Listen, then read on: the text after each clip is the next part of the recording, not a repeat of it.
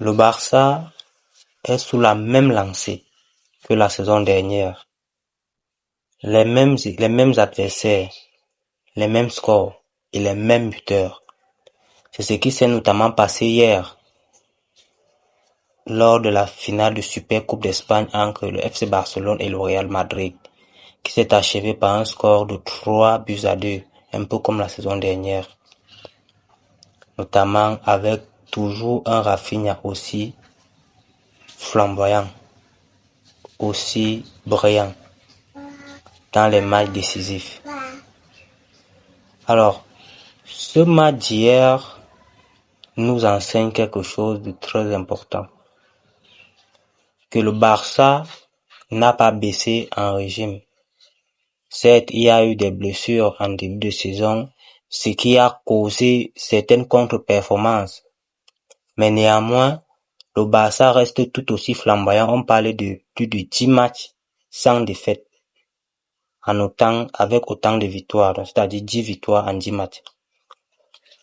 Le Barça, cette saison, s'est amélioré comparé à la saison dernière, notamment avec des nouveaux venus tels que Juan Garcia qui rassure au sein des goals comme étant l'un des meilleurs gardiens au monde actuellement. On a également les entrées en matière de Fermín López qui est tout aussi décisif que lorsqu'il est remplaçant ou lorsqu'il est titulaire. On a également Eric Garcia qui nous rassure au milieu du terrain, notamment à travers l'impact physique dont cette équipe du FC Barcelone manque souvent. Sans oublier la défense avec ces jeunes qui rassurent au fil des matchs.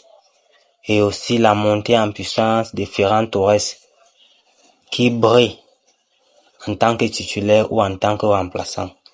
Donc je pense que Hansi Flick a cette saison les problèmes des riches, car à quasiment tous les postes il y a des doublures qui rassurent et qui peuvent jouer et faire la différence à tout moment lorsqu'ils sont sollicités. Et aujourd'hui, avec l'arrivée de João Gonçalo, le Barça a fait une très belle opération. Il va beaucoup aider le Barça sur ce flanc droit, notamment avec un Koundé qui est souvent parfois en perte de vitesse. Je pense que ce flanc droit avec Lamine Yamal sera tout aussi explosif et les défenses pourront que pleurer.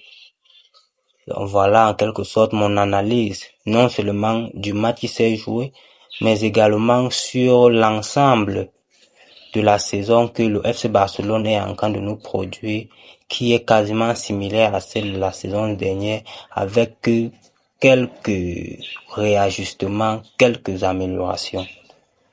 Si tu n'es pas encore abonné, n'hésite pas à le faire parce que si on décrypte l'actualité footballistique sans langue de bois.